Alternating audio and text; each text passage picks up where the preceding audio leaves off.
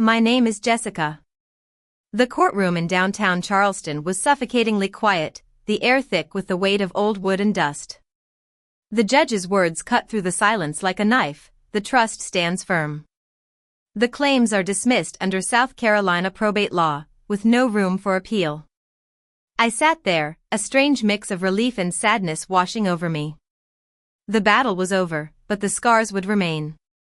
As I drove away from the courthouse, memories of the events that led to this moment flooded my mind. It all started with a family dinner, a seemingly innocent gathering that would change everything. I'm a marketing analyst, my career built on the ability to read the subtle cues of body language in high-pressure boardrooms. Little did I know that this skill would be my anchor at my own family's dinner table. The old mansion in Charleston creaked as I stepped inside. Spanish moss swayed against the windows like ghostly curtains. My father, Henry, greeted me with a curt nod instead of his usual warm embrace. My mother, Elizabeth, flitted around the kitchen, her humming a bit too loud, a clear sign of nervousness. My sister, Lily, lounged on the couch, scrolling through her phone, her diamond-studded earrings catching the chandelier light. The smell of roast beef filled the dining room, but the atmosphere was tense, as if everyone was following a script I hadn't been given. I set my bag down and walked towards the table. That's when I saw them. On the sideboard near the silverware lay a stack of legal documents. Henry stood close to Lily, his brow furrowed in concentration as she bent over the papers.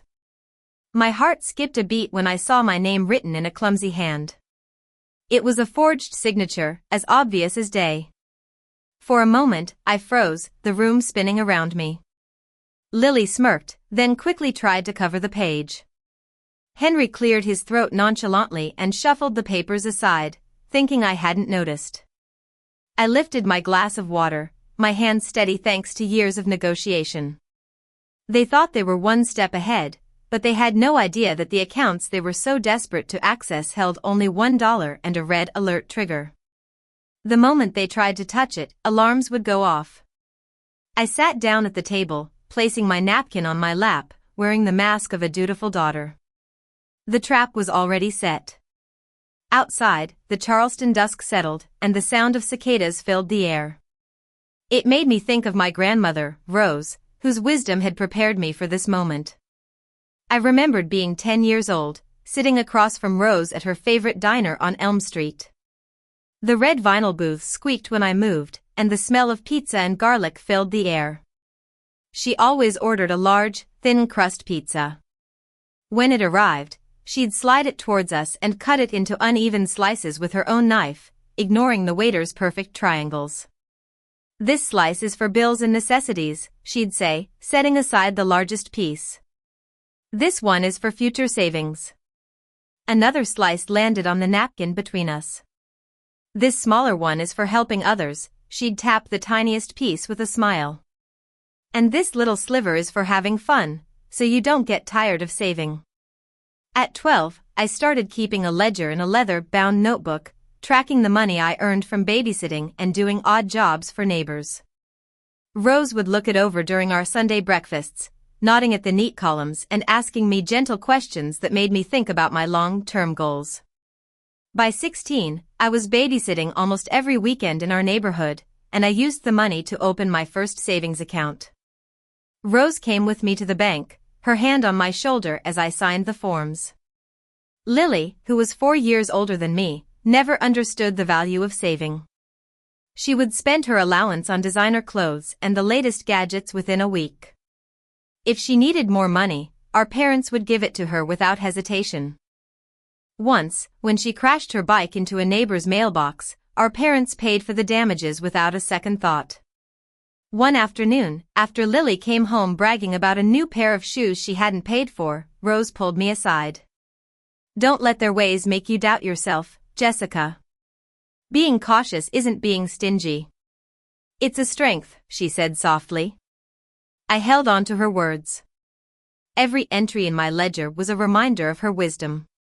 By the time I was 14, I had saved enough money from all my jobs to buy a laptop for school. I kept the cash in a metal tin in my closet, the lid sealed with tape, and the total written neatly on the side. One Friday, I came home from school excited to count the money one last time before going to the store. The next day, when I opened the tin, more than half the money was gone. Downstairs, Lily was laughing with Elizabeth, who was telling Henry about how Lily had broken a window while showing off to her friends. "We'll pay for it," Elizabeth said casually. "It was just an accident," I blurted out. "Where's my money?" Henry barely looked up. "We'll replace it soon, Jessica. Family takes care of family." Lily tossed her hair and said, "Relax. You'll make more." The humiliation was worse than the loss itself. All my hard work had been for nothing. That weekend, Rose found me sulking on her porch swing. She handed me a glass of lemonade and waited for me to speak. When I told her what had happened, she wasn't surprised. "Boundaries are important, Jessica. If you don't protect what you've built, others will take without asking.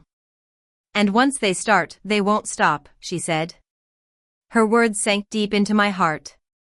That was the day I realized I had to stand up for myself if I wanted stability.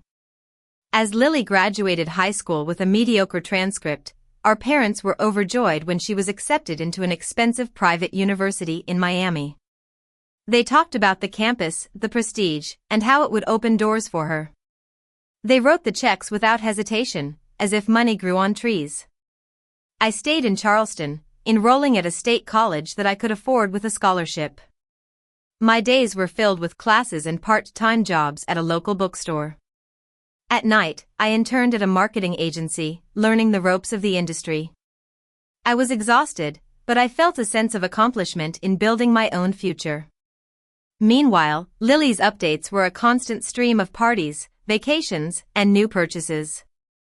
When she failed a few courses, our parents paid for her to take summer classes, saying she was just finding herself. After college, she bounced from one job to another, always complaining about unfair bosses. But she always had new designer handbags and a rented luxury car. I later found out that our parents had co-signed loans and paid off her credit card debts. When I got my first big promotion at the agency, becoming a marketing manager, I drove home to share the news. My parents smiled politely, but then their attention shifted to Lily, who was talking about her latest business idea, a beauty blog that she claimed would go viral. "She has so much potential," Henry said proudly. I stood there, holding the weight of my own achievements, feeling invisible in the shadow of Lily's so-called potential. That night, I realized that Lily and I were on two different paths that would never cross. Then, one hot July afternoon, Rose's doctor called with the news. Stage 4 cancer, metastasized, limited options. My knees gave way, and I felt like the ground had disappeared beneath me. From that day on, my life revolved around Rose's illness. I took time off work to drive her to treatments, and the sterile halls of the oncology ward became a second home. Lily visited twice in 6 months. The first time, she came with takeout from a fancy Miami restaurant, talking more about her journey than Rose's condition. Halfway through the meal, she pulled out a folder and pitched a new beauty product line, asking Rose for an investment. Rose, weak from nausea, looked at me and shook her head. "Not this time," she said. The second visit was similar. A bit of small talk, another hint for money, and then she was gone. I stopped expecting more from her. One quiet afternoon, with sunlight filtering through the curtains, Rose called me close. "Jessica, we need to prepare. Call Mr. Thompson," she said. Mr. Thompson was an attorney Rose trusted, a man with a kind face and a reputation for thoroughness. Together with Aunt Clara, Rose's younger sister, they started working on an irrevocable trust. Over the next few weeks, notaries came with stamps and forms. Rose's doctor signed an affidavit confirming her mental clarity, so no one could later claim she was confused. The trust was airtight. Rose's savings accounts, investment portfolios, and even the deed to her charming Charleston townhouse were all transferred out of reach before her health declined further. Aunt Clara made sure every signature was witnessed and every detail was sealed. One evening, after the last document was signed and filed, Rose pulled me close. Her breath was shallow, but her words were clear. "This is to protect you from them," she said. Tears filled my eyes as I held her hand, knowing she was giving me more than just money. She was giving me a shield against the storm she knew was coming. 3 weeks after Rose's funeral, I received a text from Henry. "Family dinner on Friday at 7. Important financial discussion." The formality in his message made my stomach turn. Our family dinners were usually spontaneous, not scheduled with an agenda. On Friday evening, the Charleston humidity was thick as I pulled into the driveway. Lily's luxury SUV sparkled under the oak trees, while my modest sedan parked beside it. It was a stark contrast between our two lives.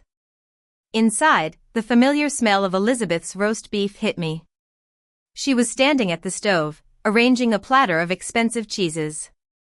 Henry greeted me with a stiff nod, his tie too tight and his expression tense. Lily was in the living room, scrolling on her phone, her diamond bracelet glinting in the light. We made small talk, but it felt like we were all just going through the motions. As I carried drinks from the kitchen, my eyes caught a stack of papers half covered by a napkin on the sideboard. Legal forms with my name scrawled across them in a clumsy hand. The same telltale curve on the as before. My heart raced, but I set the glasses down calmly. While the conversation at the dining table continued, I excused myself. Instead of going to the bathroom, I slipped into Henry's study. The air smelled of leather and old books. On his desk was a folder labeled Lily's Finances. My hands trembled as I opened it. Inside were loan statements, overdue notices, and transfer records showing that our parents had bailed her out to the tune of over $150,000 in the last 5 years. Tucked between the pages was an email from Jake, Lily's ex-boyfriend. He had written months ago, warning our parents about her excessive spending and begging them to intervene. They had ignored him. I took photo after photo with my phone, each click making me feel more protected. Then I heard footsteps in the hall. I quickly closed the folder and pretended to look at old family photos on the bookshelf. Elizabeth's voice came from the doorway, suspicious. "What are you doing in here?" I forced a smile. "Just thinking about Rose." Her eyes narrowed, but she said nothing as she led me back to the table where the roast beef was getting cold. When we finally sat down to dinner, Henry folded his napkin carefully and said in a business-like tone, "We've been thinking about Rose's estate. Lily is in a tough financial situation, and since you're stable, it makes sense to give some of the inheritance to her." The words hit me like a punch. It was less of a request and more of a demand. I kept my fork steady. "How much are we talking about?" I asked. Lily shifted in her chair, not looking at me. Henry didn't hesitate. $250,000. It will clear her debts and give her a fresh start. I let the silence hang in the air before asking, "Debts from what?" Henry listed failed business ventures, credit card bills, and a luxury apartment. Lily's face turned red. "That's none of your business," she snapped. Elizabeth jumped in, her voice wavering. "The market has been hard on creative people. She just needs a chance." I tilted my head and said calmly, "Funny. Jake said something different. He mentioned vacations, designer clothes, and new cars." Lily's fork clattered on her plate. "You've been talking to him. He's just bitter. He doesn't know anything." Before I could respond, my phone buzzed on the table. A red notification flashed across the screen, "Unauthorized access attempt detected." Mr. Thompson's safeguard had been triggered. I turned the phone so everyone could see. Banks take forgery seriously. This alert means the system has detected an attempted breach. If it continues, the authorities will be notified, I said evenly. Panic spread across the table. Elizabeth covered her mouth with her hand. "Turn it off, Jessica. We can fix this quietly, she pleaded. Lily lunged across the table, trying to grab my phone. I pulled it back smoothly. Henry's face hardened. This is family. Family supports each other. Don't make this bigger than it needs to be. I looked him in the eye and said, Rose created an irrevocable trust months before she passed. Everything you're trying to get to is locked and untouchable. You knew her. Did you really think she wouldn't see this coming? The silence that followed was deafening, broken only by Lily's heavy breathing and the ticking of the clock on the wall. In the weeks that followed, my parents and Lily wasted no time hiring a probate attorney. They claimed that Rose's trust was created under undue influence, that her mind was clouded by illness when she signed.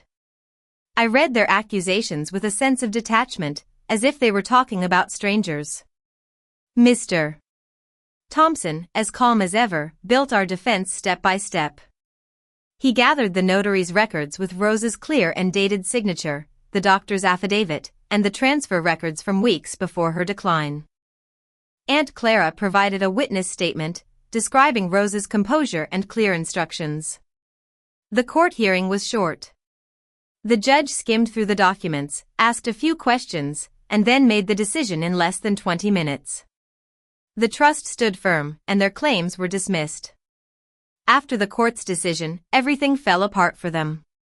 Creditors came after Lily, repossessing her car and terminating her apartment lease. Eviction notices were posted on the door of the luxury apartment she had flaunted on social media.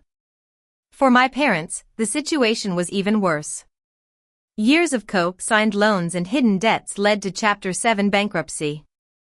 Their beautiful Charleston mansion, where Rose's laughter had once filled the rooms, was put up for auction. I drove by one day and saw strangers walking around the yard, appraising it like a piece of property. The losses created a wall of silence between us. Their world shrank, while mine finally started to expand. I started receiving voicemails filled with guilt, saying that Lily was devastated and that Henry's health was suffering. I listened to them once and then deleted them.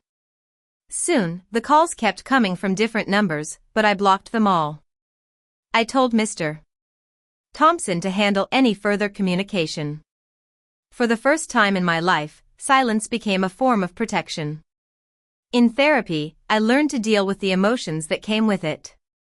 Dr. Anderson's office overlooked a park, and every week, we unpacked the years of resentment and guilt. No contact isn't cruel, Dr. Anderson reminded me. It's about setting boundaries and choosing peace. I started to think about what Rose had truly left me. It wasn't just the trust, it was the lessons she had taught me about financial security, foresight, and being generous with limits. I decided to share these lessons with others. I started a small workshop at a Charleston community center, calling it the Rose Financial Literacy Foundation. Young adults came with notebooks, asking questions about credit, saving, and how to say no to family pressure. I taught them the pizza method, just as Rose had taught me. One evening, after a class, I cut a pizza for the group. I left one slice in the middle of the table, next to a small framed photo of Rose with her warm smile. The students laughed as they took their slices, and I looked at the slice left behind. It wasn't a symbol of loss, it was a symbol of continuity, a reminder of the legacy Rose had given me.